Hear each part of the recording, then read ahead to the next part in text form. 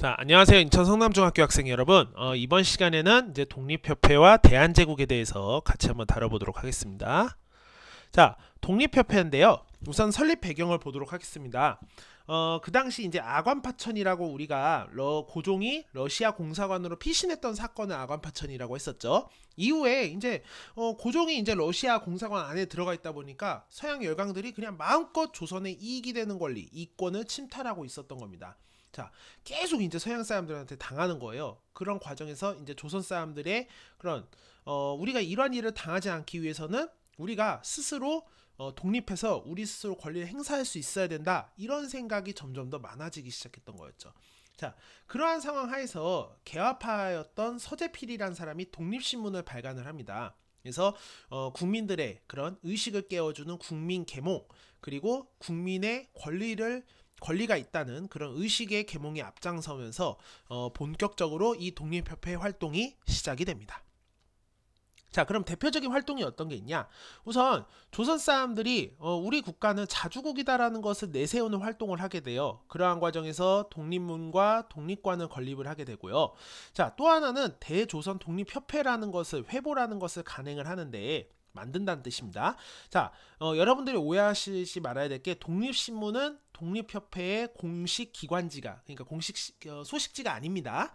공식 소식지는 이 대조선 독립협회 회보였어요. 자, 그리고 이러한 것을 간행하거나 토론회나 강연회 등을 통해서 국민이 스스로 우리는 자유롭고 여러 가지 권리가 있다는 그런 의식을 함양하는 데 노력을 하게 됩니다. 자, 그리고 또 하나 독립협회 활동 중에서 가장 큰 활동이라고 하면은 바로 이 만민공동회와 관민공동회가 있습니다. 자, 만민, 그냥 만자에 백성 민자, 그냥 어마어마하게 많은 사람들이 회의를 열었다는 것을 의미합니다. 여기서는 그 당시 어려운 점에 대해서 백성들이 모여서 서로 이야기를 나누는 그런 곳이었어요. 그 당시 어려움이었다면 결국 이런 외세 간섭, 그리고 외국 세력들이 자꾸 이익이 되는 권리를 요구하는 것에 대해서 비판을 하게 되고, 이러한 것들을 당하지 않기 위해서는 우리도 근대적인 정치개혁, 이제 뭐 여러 가지 이제 근대적인 정치개혁을 요구하게 되는 것입니다. 자, 또 하나는 이제 관민공동회인데요. 여기서 관민은 정부와 백성들의 백성들이 함께 그런 회의를 여는 건데요. 자, 여기서는 이제 대표적으로 헌의 6조라는 것을 결의를 합니다. 여기서는 이제 고종의 황제권을 어느 정도 존중한다고 하지만은 실제적으로는 이제 황제 혼자서 결정하는 것이 아닌 여러 대신들이 협의해서 결정하고, 또 필요하자면 이제 국민들이 정치를 참여할 수 있는 의회를 설립하자는 운동을 전개하는 등 여러 가지 그런 백성들이 이제 정치에 참여할 수 있는 여러 권리를 요구하는 그런 활동을 했던 거였죠. 자, 근데 문제는 고종은 그 당시 자신의 권력 강화, 즉 황제권 강화에 초점을 두고 있었어요. 그러다 보니까 이 만민공동회, 관민공동회가 황제를 존중해 준다고 해도 자신의 권한이 약화된다는 생각을 지울 수가 없었던 것 같아요. 그래서 결국에는 이런 고종의 황제권 약화 우려로 이 독립협회는 해산이 되게 됩니다. 자, 이 독립협회의 역사적 의미는 만민공동회만 보면요, 그 당시 국민의 지지를 얻었다는 겁니다. 예전에 우리가 갑신정변에 대해서 얘기했었죠. 갑신정변 때는 일본인의 지원을 받았던 것도 있고, 그리고 토지개혁에 소홀했기 때문에 그 당시 국민들의 지지를 받지 못했다고 배웠을 겁니다. 근데 이때는 국민의 지지를 광범위하게 얻으면서 이러한 근대적인 자주독립국가를 이룩하기 위해 노력했다는 역사적 의미가 있다는 거죠. 자, 하지만 한계점은 그 당시 황제권을 완전히 부정하지 않았어요. 황제를 존중했습니다. 그러다 보니까 백성의 요구를 적극적으로 수용하지 못했다는 한계는 어쩔 수 없는 것 같아요.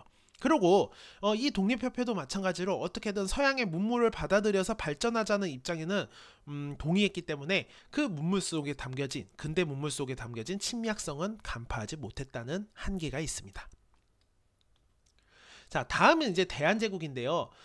고종이 이제 러시아 공사관으로 피신했던 이후에 1년 만에 경운궁으로 돌아오게 됩니다. 근데 고종이 이러한 액션을 취할 수 있었던 것도 당시 러시아와 일본이 워낙 팽팽하게 조선을 사이에 두고 대립을 하고 있었던 거예요.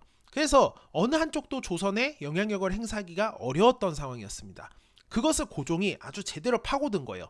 그래서 고종은 이제 자신이 그런 조선의 이제 정치를 주도하기 위해서 대한제국이라는 나라를 선포를 하게 됩니다. 이제 조선이라는 이름을 대한제국으로 바꾼 거라고 보면 됩니다. 그리고 그 당시 자신의 황제권 강화에 반대를 했던 독립협회를 해산하고요. 새롭게 이제 대한제국의 모든 국가적인 질서와 이념을 총망라한 대한국 국제라는 것을 반포를 하게 됩니다. 자, 이 대한국 국제의 내용을 보면요. 대한제국은 자주독립국이다. 그리고 황제가 이런 모든 권한을 가진다는 것을 명확하게 밝혀놓은 거예요. 아마 나중에 보시게 될 겁니다.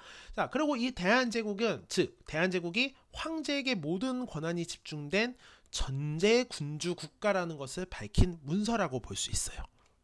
자, 그리고 이제 그 당시 그 대한제국이 건국됐던 당시의 연호를 광무라고 지정을 했어요. 그래서 이 광무년에 실시한 개혁을 우리는 광무개혁이라고 합니다. 황제권 강화를 위해 노력한 고종이 이제 추진했던 정책이라고 볼 수 있는데요. 자, 원칙은 우선 구본 신참이라는 것입니다. 자, 그러니까 이게 무슨 뜻이냐면은 옛 것을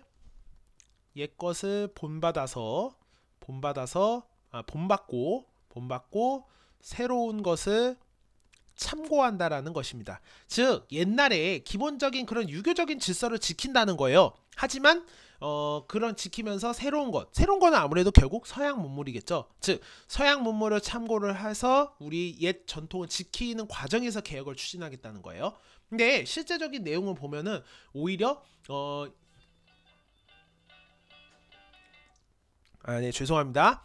옛 것을 참고하면서 옛 것을 참고한다기보다는 옛 것을 참고하면서 새로운 것을 받아들인다고 하는 게 맞는 것 같아요. 자, 구체적으로 한번 보도록 할게요.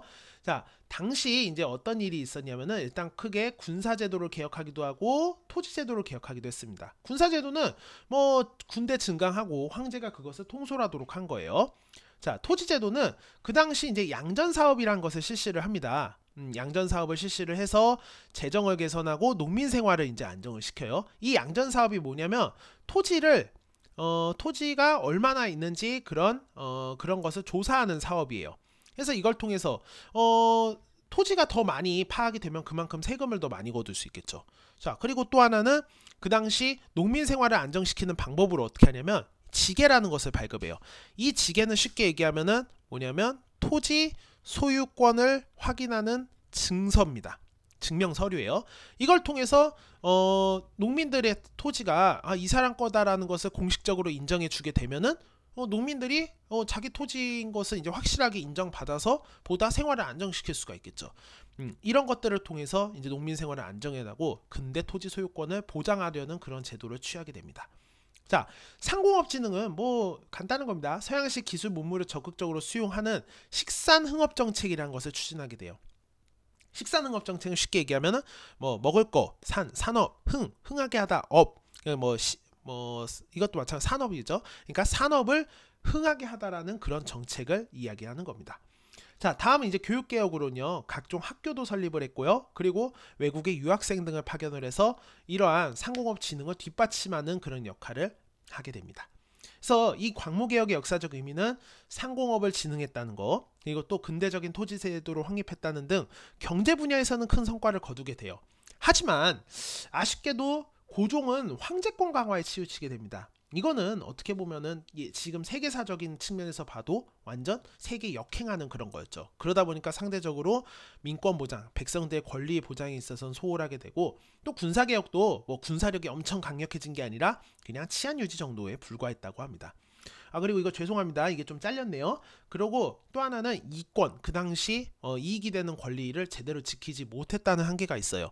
그러니까 이런 개혁의 추진에도 불구하고 서양의 이권 침탈에 대해서는 제대로 대응할 수 없었다는 한계가 있습니다. 자, 여기까지 해서 오늘 수업 마무리하는데요. 이 진도까지 끝나면 다음 시간부터 2시간 동안 수행평가를 보게 됩니다. 가상인물 인터뷰 쓰기라는 건데요. 우리가 갑신정변부터 지금 여기 독립협회와 대한제국까지의 내용 중에서 그것을 이제 추진했던 인물들을 선정을 하고 그거에 대해서 여러분들이 인터뷰 기사를 써보는 거였을 겁니다. 자, 그건 자세한 거 수업 시간에 안내할게요. 여기까지 하겠습니다.